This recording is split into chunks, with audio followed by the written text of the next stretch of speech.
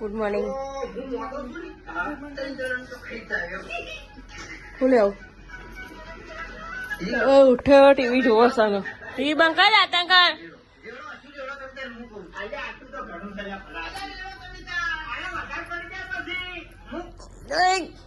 ઓની ગોદરી નહીં ખેંચાતી એ આ પેટ તો હલ છે ને આ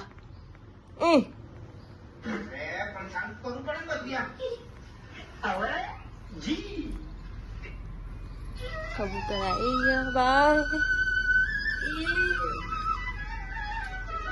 ગુડ મોર્નિંગ. રોકી નું વધે સહી કબૂતર આવી ગયા. હા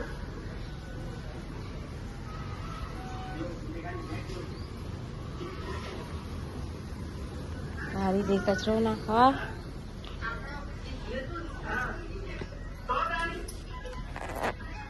ગુડ મોર્નિંગ, જય માતાજી. રોટલાનું ચાલુ કર્યું છે. તો ડેકન બટાકા બનાવવાના સાફો કરી દઈએ વધીને મળીએ પછી.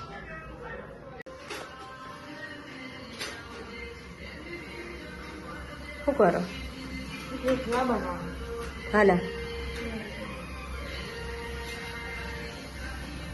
લોટ પર તો બનાવી દીધા બે બેન.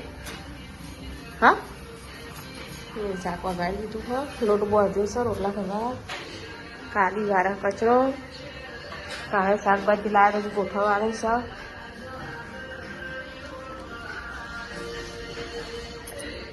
કરીને આવી તું પલંગ શું પડશે અમારે.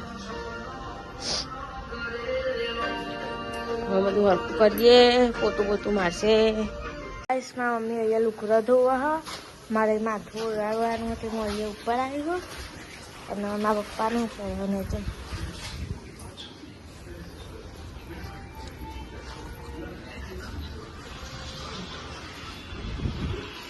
શું કરે પપ્પા?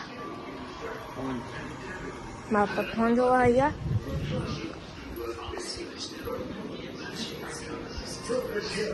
અને અહીંયા ટીવી ચાલુ હોય અને અહીંયા રહી પોતું મારે હોય અને અહીંયા ટીવી ચાલુ હોય મારા મળે. તો ગાઈસ અત્યારે હું નેહાડથી આવી ગયું અને આવું કરે. શું કરે? હા અરે મમ્મી હોતા ખાવાનું અને મારા મમ્મી શું કરે? માથું ઓરાવું લહાણે ફૂલ તો લહાણે ફૂલ માથું માં ભાભી ઓરિયા અને રે આમ પેલી કોક કરો ઉપર ચડીને શું કરે અલી?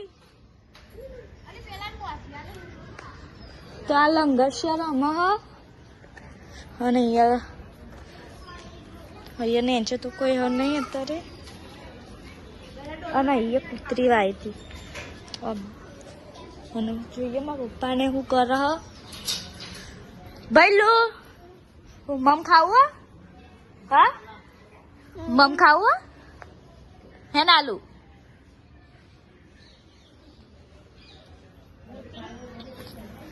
હા તો અહીંયા રોકી અહીંયા અને મારા પપ્પા અહીંયા ટીવી જોવા. મને શું કરો જોઈએ. શું કરે? તો આ પિઝા બનાવે છે. મારે બનાવજો હો ને. સારું મારા બૂન બનાવશે. તો અહીંયા પિઝા બનાવો. તો ચલો હવે આપણે ખાઈને જઈએ ટ્યુશન. ખીચડી ઓળખી દીધી છે. કચરો પડ્યો છે. પનીરનું શાક બનાવવાનું હજી તો લઈ જઈએ છીએ.